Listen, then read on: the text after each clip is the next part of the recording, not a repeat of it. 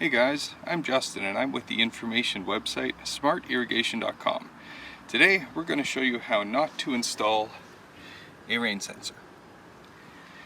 The rain sensor installed here, you can see, is at grass level and it's in the watering path of the irrigation system. The point of a rain sensor is to turn off the irrigation system when it senses rain. However, in this case, the rain sensor gets wet with the irrigation system. So it senses the water and it's going to turn off the system if it was running with the controller here.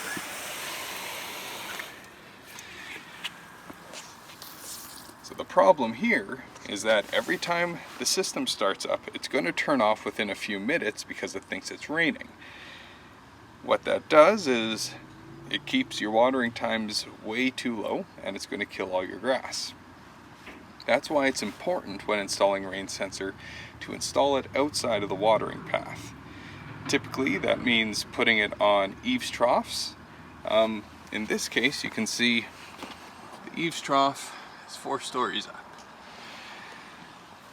So the shortcut they took meant putting it here, which means it's pretty much useless.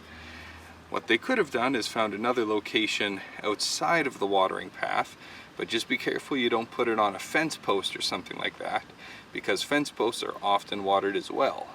And we've seen that, and it's also made that entire system inoperable.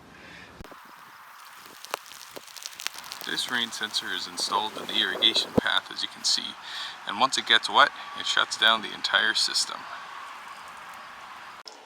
So when it comes to installing rain sensors, as with most things in life, shortcuts are just going to end up costing you time and money.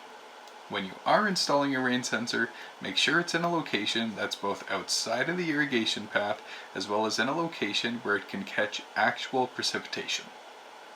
A great location is on the side of an eaves trough. If you like this video, please hit the like button and you can subscribe to our channel as well as visit our website smartirrigation.com for more smart irrigation tips. Thanks for watching.